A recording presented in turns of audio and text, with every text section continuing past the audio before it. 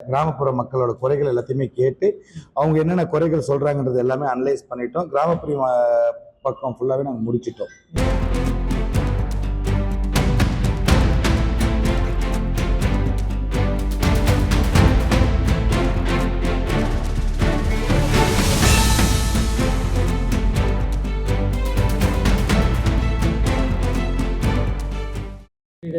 வாக்குகள் ஆதரவு உங்களுக்கு எப்படி இருக்கு சார்?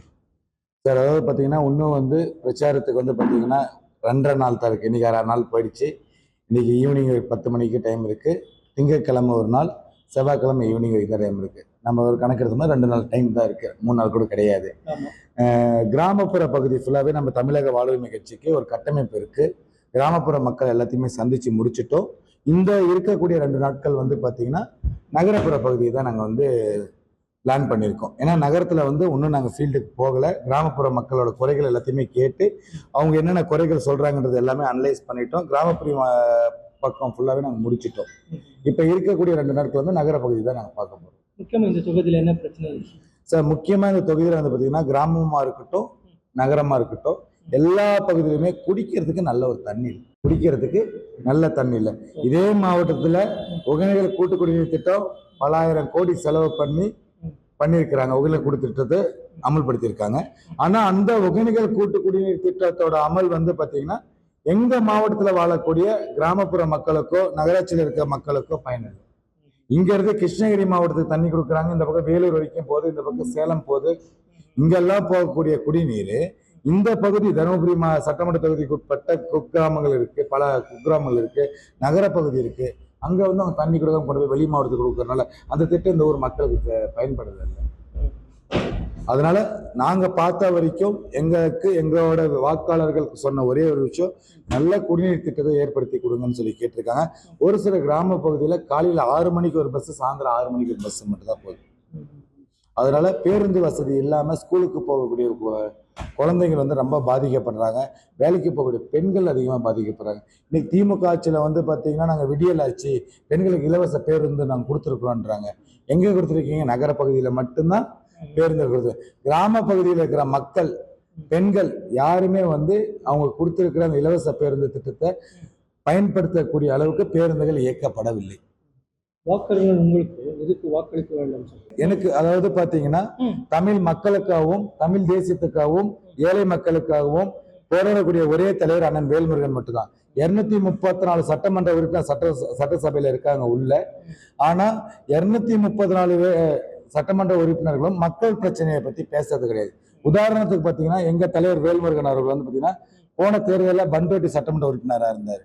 அவர் பண்ருட்டி சட்டமன்ற தொகுதிக்கு உட்பட்ட மக்களோட பிரச்சனைகளை மட்டும் பேசாம அனைத்து மாவட்டத்தில் உள்ள பிரச்சனைகளையும் சட்டமன்றத்தில் தீர்மானமா ஏற்ற சொல்லி அண்ணன் போராடினார்.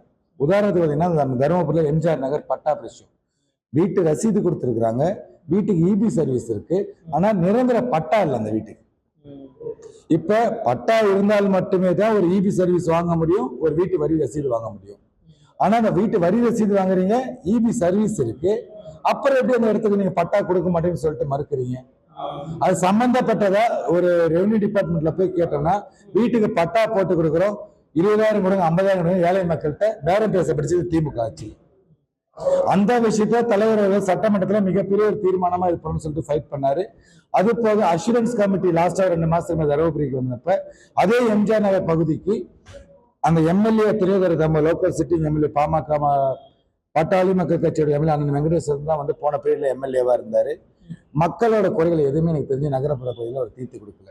அந்த அதாவது பண்ருட்டி சட்டமன்ற தொகுதி சட்டமன்ற உறுப்பினராக இருந்தப்பே ஏழை மக்களுக்கு அனைத்து தொகுதியிலுமே அவரால் முடிஞ்ச உதவிகளை நலத்திட்டங்களை கொண்டு கொடுத்திருக்கிறாரு.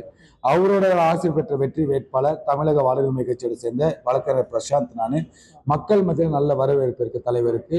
அதாவது நாங்க கிராமப்புற பகுதிக்கு போறப்பெல்லாம் இன்னைக்கு பாட்டாளி மக்கள் கட்சி அவங்களே 2 அடிச்சுக்கிட்டு 2 அப்பனும் மகனும் பிரிஞ்சு இருக்கிறாங்க. பெத்த அப்பனுக்கு சாப்பாடு போட மாட்டேங்கிறாரு, பெத்த அப்பா உடம்பு சரியாம ஹாஸ்பிட்டல்ல இருக்காரு, போய் பார்க்க மாட்டேங்கிறாரு. தேர்தல் அப்படின்னு சொல்லி ஒரு அனௌன்ஸ்மெண்ட் வந்துருச்சுன்னா புருஷன் பொண்டாட்டி பிள்ளைங்க மூட்டையை கட்டுறாங்க, நேரா கிளம்பி தருமபுரிக்கு வந்துடுறாங்க. எனக்கு தெரிஞ்சு கடந்த இந்த ஒரு 15 ஆண்டுகளா 3 தேர்தலை செஞ்சிருக்கோம்.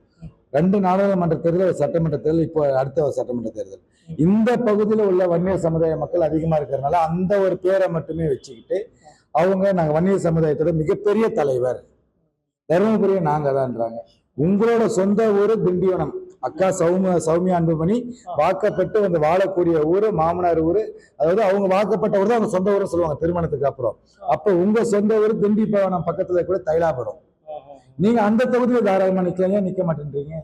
தமிழக வாழ்வுரிமை கட்சியின் சார்பாக போட்டியிடும் அண்ணன் வேல்முருகன் அவர்கள் ஆசை பெற்ற வெற்றி வேட்பாளர் வழக்கறிஞர் பிரசாந்த் ஆகிய நான் பொதுமக்கள் ஆகிய வாக்காளர் ஆகிய உங்களுக்கு ஒரு சின்ன ஒரு அறிவுரை மட்டும் சொல்லிக்கிறேன்.